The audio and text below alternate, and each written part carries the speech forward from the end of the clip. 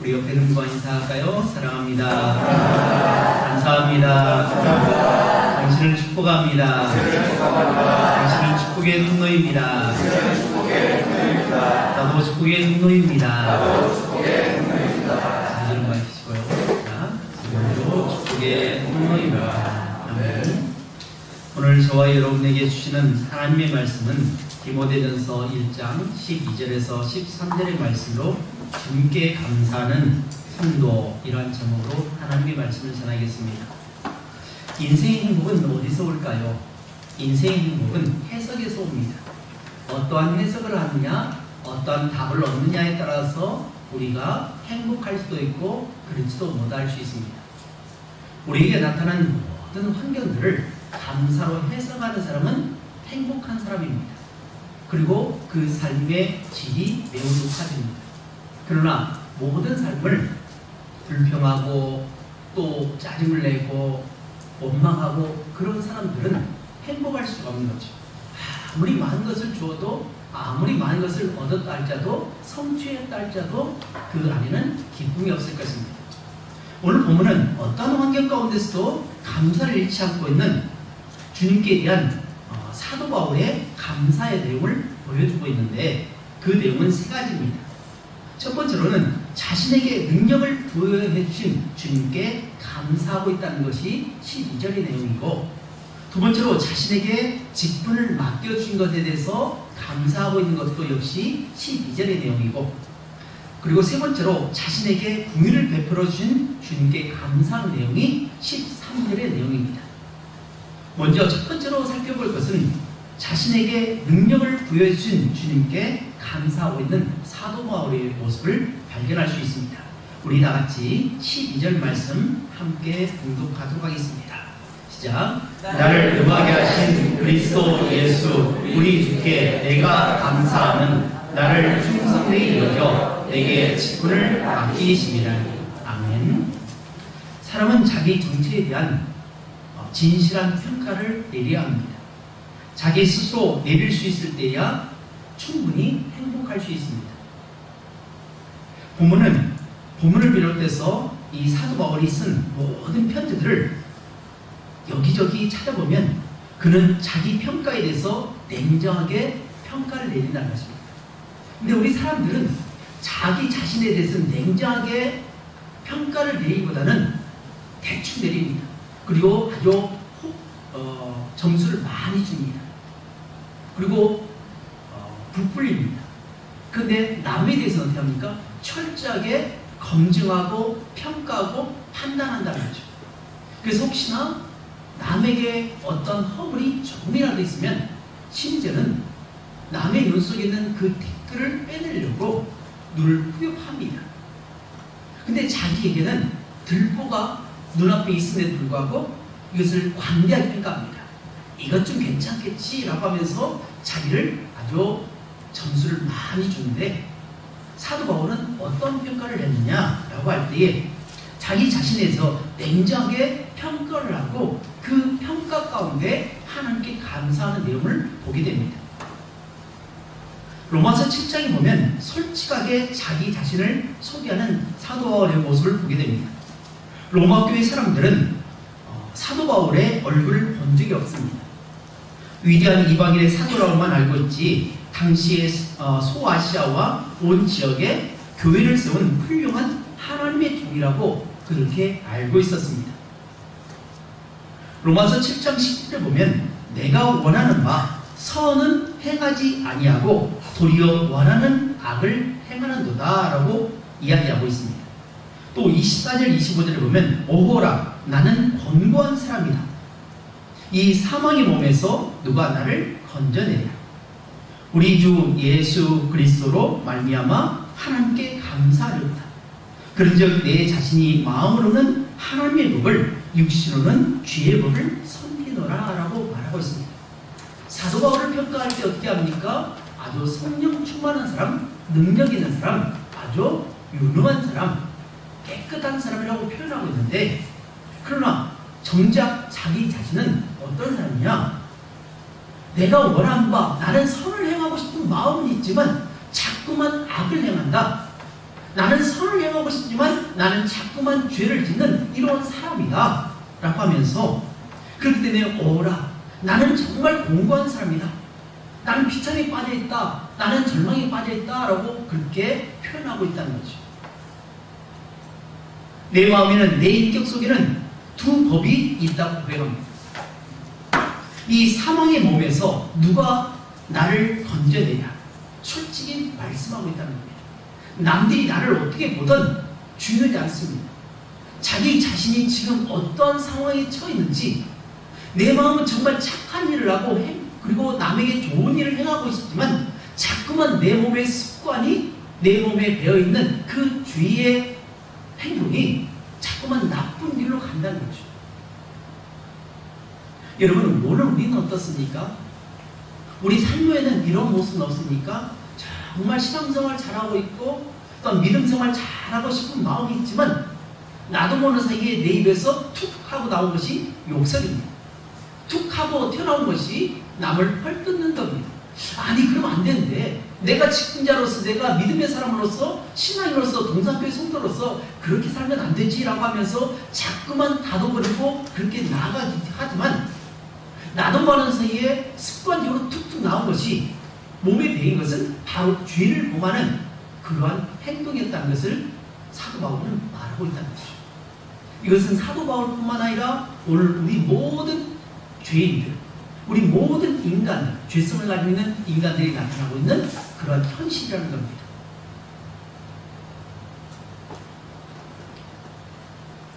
또한 사도 바울은 업적과 지식에 따라서 자신을 평가하지 않습니다.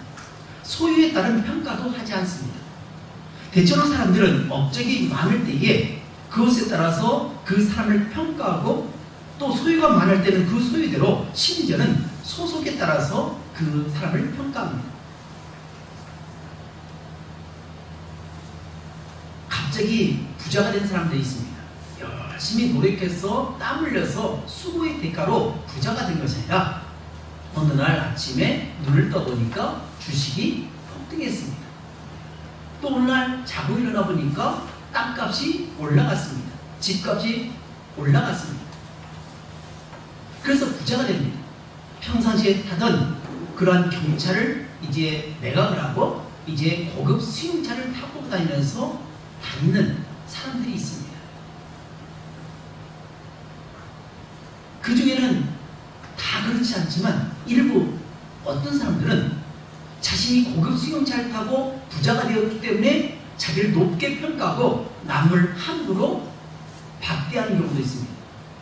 이번 뉴스에 아주 우리의 마음을 아프게 했던 것은 어떤 고급 승용차를 타고 갔던 그 사람이 그만 사고를 내고 사람이 다치고 죽었습니다. 근데 그때 그 사람이 하는 말이 첫 마디가 뭐냐? 아이 재수없어 라고 말합니다. 혹시 이 기사를 보신 분도 있고 못 보신 분도 있을 겁니다. 내가 재수가 없어서 지금 사람을 죽이고 지금 사고를 냈다고 하는, 자신의 잘못을 반성하기보다는 상대방에게 해를 가한 것에 대해서 반성하고 용서를 구하기보다는 오히려 높은 자세를 취하고 남을 함부로 평가하는 어리석은 모습의 삶을 드러내고 있습니다. 사실 이 모습은 우리의 모습도 그렇다는 거죠. 우리가 감추고 우리를 포장하고 있긴 하지만 우리 안에는 이러한 죄성이 있다는 거죠. 이처럼 사람들은 자신이 누리고 있는 환경에 따라서 자기를 높게 평가하고 상대방을 높게 평가할 때가 있습니다. 근데 사도 바울은 전혀 그렇지 않았다는 것입니다. 그는 고린도전서 9장에 보면 내가 남에게 복음을 전한 다음에 내가 도리어 버림이 될까 두렵다라고 고백합니다. 이 말은 내가 복음을 전한 일에 열심히 해서 많은 사람들을 구원했습니다. 그리고 교회를 세웠습니다. 많은 사람들 죄악으로부터 구원해서 그 사람들을 하나님의 백성으로 만들어 놓았습니다. 근데 그것과 그 실적과 나의 실체와는 다르다는 것을 말하고 있습니다. 나의 존재와는 별개라는 것입니다. 사도 바울은 냉정했습니다. 아주 엄격했습니다. 나된 것은 나라고 하면서 업적과는 사도의 명분과 관계가 없다는 것입니다. 많은 사람에게 복음을 전했다 할지라도 내가 오히려 실격자가 될까 두렵다, 하나님도 버림받을까 두렵다라고 그렇게 평가하고 있다는 것입니다. 자기 충실, 자기 진실에 대해서 그는 깊은 관심을 가지고, 그래서 그는 참으로 솔직한 고백을 하고 있다는 것입니다. 사도 바울은 하나님 은혜에 깊이 감사하고 있습니다.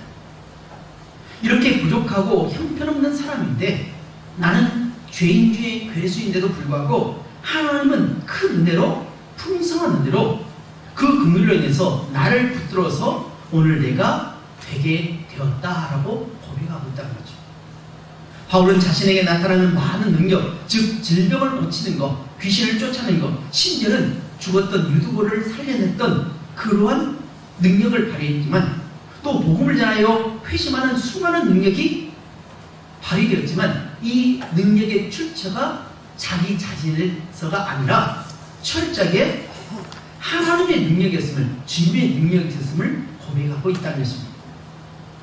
그것은 자신의 능력이 아니라 전적인 하나님의 능력이었다고 고백하고 있다는 거죠. 오늘 본문 12절 상반절에 보면 나를 능하게 하신 그리스도 예수 우리 주께 내가 감사함은 이라고 고백하고 있습니다. 나에게 능력을 주셔서 내가 지금 그 능력을 사용하고 있다라고 진실에게 말하고 있다는 겁니다. 그리고 빌립보서 4장 11절에서 13절에는 내가 궁핍함으로 말하는 것이 아니라 어떤 형편이든지 나는 자족하기를 배웠나니, 나는 귀천에 처할 줄도 알고 풍부에 처할 줄도 알아. 모든 일 곧 배부름과 배고픔과 풍부와 궁핍에도 처할 줄 아는 일체의 비결을 배우노라. 내게 능력 주신 자 안에서 내가 모든 것을 할 수 있느니라 라고 고백합니다. 사도 바울의 사역의 기초는 바로 주님의 능력이었다는 것입니다. 주님께서 자신을 어떤 형편에 처한다 할지라도 그 처한 상황 속에서 잘 적응할 수 있게 하는 것은 바로 주님께서 주시는 능력을 통해서 하나님의 일을 감당하고 있다고 자랑스럽게 고백하고 있다는 것입니다. 사랑하는 여러분, 오늘 우리도 사도 바울과 같은 믿음의 고백이 있기를 주님의 이름으로 축원합니다. 나를 능하게 하신 주님의 능력을 따라서 내게 주어진 환경과 현장에서 주님의 이름을 드러내고 하나님의 영광을 나타내는 능력 있는 삶을 살아가야 할 것입니다. 오늘 사도 바울의 고백은 우리의 고백이 되어야 됩니다. 사도 바울의 능력 있는 삶은 우리 모두가 추구해야 할 하나의 모델입니다. 하나님과 원수되었던 사울을 다메섹 성으로 가는 도중에 빛 가운데 보아하신 주님께서 만나주셨고, 그 한 번의 만남을 통해서 그는 180도 인생이 바뀌었습니다. 하나님은 오늘 저와 여러분을 만나주시기를 원합니다. 그리고 주님은 사도 바울에게 역사하셨던 것처럼 오늘 저와 여러분을 만나주셔서 부활하신 주님께서 저와 여러분과 함께 하심으로 말미암아서 우리가 살아가는 현장에서 우리의 이름을 드러낸 것이 아니라 우리 안에 계신 주님의 이름을 드러내고 영광 돌리며 능력 있는 삶을 살아가시는 주님의 이름으로 축복합니다. 내 생각과 내 기준을 내려놓고 오직 주님의 말씀의 기준을 삼아서 그 말씀 이끄신 대로 순종하며 나가야 하는 것입니다. 그럴 때에 오늘 바울이 고백했던 나를 능하게 하신 그리스도 예수 우리 주께 감사하는 고백이 오늘 저와 여러분에게도 동일하게 고백되어질 것입니다. 두 번째로 자신에게 직분을 맡겨주심에 감사하고 있다고 말하고 있습니다. 오늘 본문 12절에 보면 나를 능하게 하신 주께서 나를 충성되이 여겨 내게 직분을 맡기시니 라고 말씀하고 있습니다. 사도 바울의 분명한 신앙 고백 중에 가장 중요한 것은, 가장 확실한 고백은 하나님의 뜻에 따라서 주님께서 자기에게 사도의 직분을 허락하셨다고 고백하는 것입니다. 디모데전서 1장 1절에 말씀합니다. 우리 구주 하나님과 우리 소망이신 그리스도 예수의 명령을 따라 그리스도 예수의 사도된 바울은 이라고 말하는데, 예수의 명령을 따라서 예수님의 명령을 따라서 사도의 직분을 받았다고 말하고 있습니다. 로마서 1장 1절에도 그는 고백하는데 예수 그리스도의 종 바울은 사도로 부르심을 받아 하나님의 복음을 위하여 택장을 입었으니 라고 말합니다. 예수 그리스도의 종으로 사도의 직분을 받았다는 것입니다. 더 중요한 것은 고린도전서 1장 5절에 고백하고 있는데 직임은 여러 가지나 주는 같으며 라고 말씀하고 있습니다. 그렇습니다. 사도뿐 아니라 모든 직분이 주님께로부터 왔음을 우리는 인식해야 되고 우리는 고백해야 됩니다. 사랑하는 여러분, 우리가 받은 모든 직분은 하나님의 뜻에 따라서 하나님께서 우리에게 주신 직분임을 인정하고 나가야 할 줄 믿습니다. 본문 12절에 보면 예수님께서 나를 충성되이 여겨 내게 직분을 맡기셨다고 고백하고 있는데 사도 바울은 주님을 만나기 전까지는 예수를 믿는 사람을 잡아들이고 옥에 가두고 심지어는 돌로 쳐 죽이는 일에 앞장섰던 사람입니다. 더 나아가 교회를 잔해하고 또한 교회를 파괴하는 일에 앞장섰던 사람입니다. 중요한 것은 그럼에도 불구하고 주님께서 그를 사도로 선택하셨다는 사실입니다. 외모가 잘나서가 아니라 언변이 뛰어나서가 아니라 성품이 온순해서 그렇게 택한 것이 아니라 단지 주님께서 보실 때 그 속에 그 마음속에 충성된 무언가가 있는 것을 보시고 그를 사도로 세우셨다고 말합니다. 사랑하는 성도 여러분, 주님이 보실 때 저와 여러분 속에 그 무언가가 충성된 부분을 보시고 우리를 교사로, 어떤 분은 성가대로, 어떤 분은 구역장으로, 어떤 분은 목사로, 선교사로, 집사, 권사, 장모님으로 세우셨다는 것을 우리는 인정해야 할 줄로 믿습니다. 주님이 보시고 은혜로 주신 직분이기에 그러기에 우리는 내게 맡겨준 그 직분에 대해서 충실히 행하고 늘 감사하며 겸손하게 섬겨야 할 줄로 믿습니다. 그러기에 귀하고 아름다운 직분은 믿음과 사랑으로 더불어서 잘 감당해야 됩니다. 본문 이후의 14절에 보면 우리 주의 은혜가 그리스도 예수 안에 있는 믿음과 사랑과 함께 넘치도록 풍성하였도다 라고 말씀하고 있는데 사도 바울이 사도의 직분을 받아서 수고하는 동안에 주님의 은혜가 믿음과 사랑과 더불어서 넘치게 풍성하게 주셨기에 이 일을 잘 감당했다고 말씀하고 있습니다. 다시 말씀드리면 모든 직분을 맡은 자가 주님을 위해서 봉사할 때에 첫 번째는 믿음으로 행해야 됩니다. 그래서 믿음이 없이는 하나님을 기쁘시게 하지 못하나니 라고 말씀합니다. 모든 일은 믿음으로 해야 됩니다. 또한 사랑으로 해야 됩니다. 주님께서 우리를 사랑하셨듯이 목숨을 내어놓고 죽기까지 사랑하셨던 것처럼 우리도 모든 사역을 사랑으로 해야 됩니다. 사랑이 담기지 않으면 꽹과리와 같습니다. 울리는 꽹과리, 시끄러운 꽹과리가 될 수밖에 없습니다. 또 은혜로 감당해야 됩니다. 모든 것은 하나님이 주신 은혜로 감당해야지 내 능력으로 내 힘으로 감당하려면 그렇게 하지 못합니다. 다르긴요,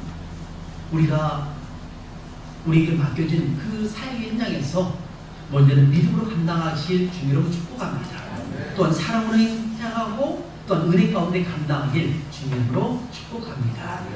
마지막 세 번째로는 자신에게 긍휼을 베풀어 주신 주님께 감사하고 있는 사도 바울의 모습을 발견할 수 있습니다.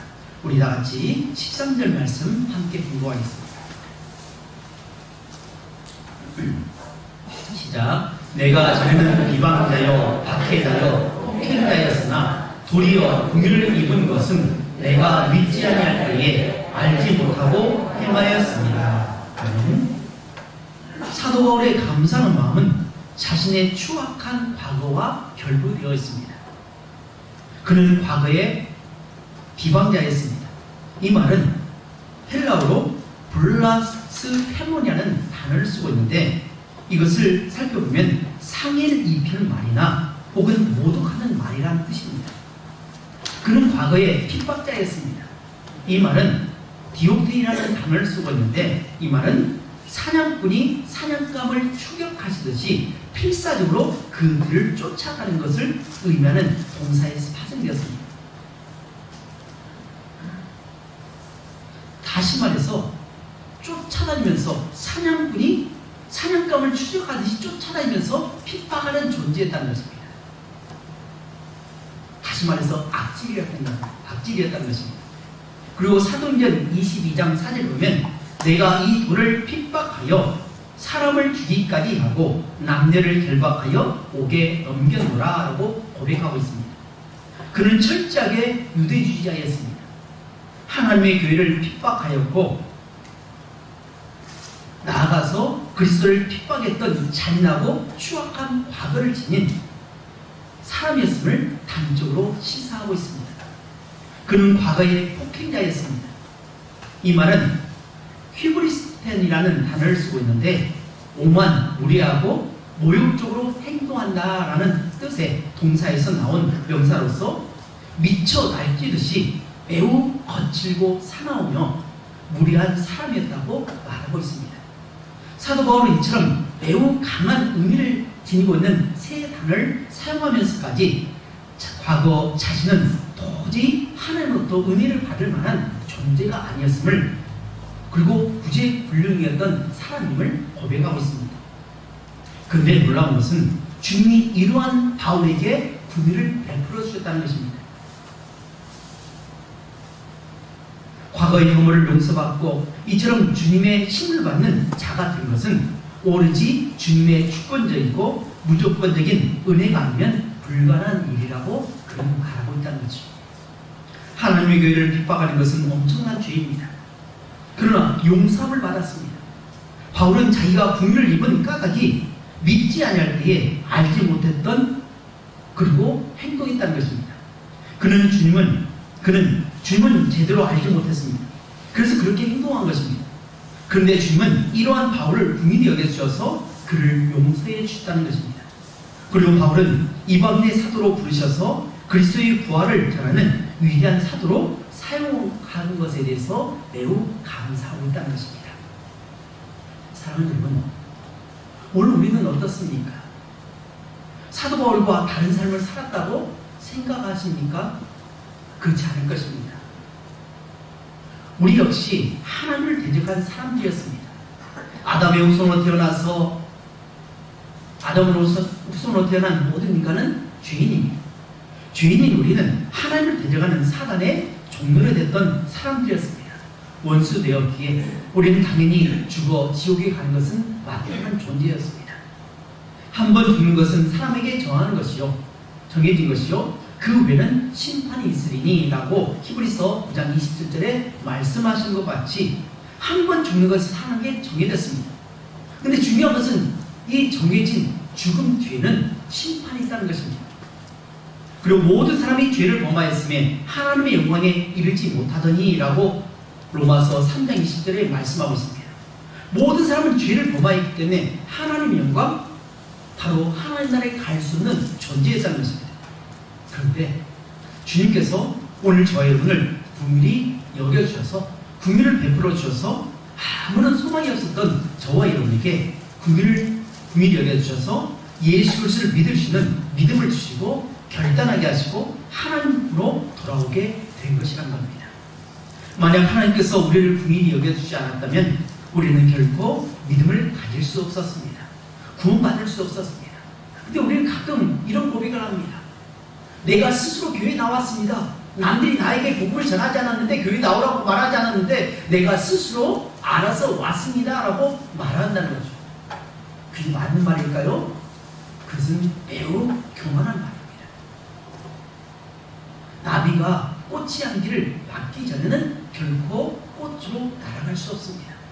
겉으로 보기에는 나비가 꽃을 향해서 날아가서 꿀을 따는 것처럼 보이지만 그 이면에는 이미 바람에 의해서 꽃의 향기가 멀리 날아갑니다.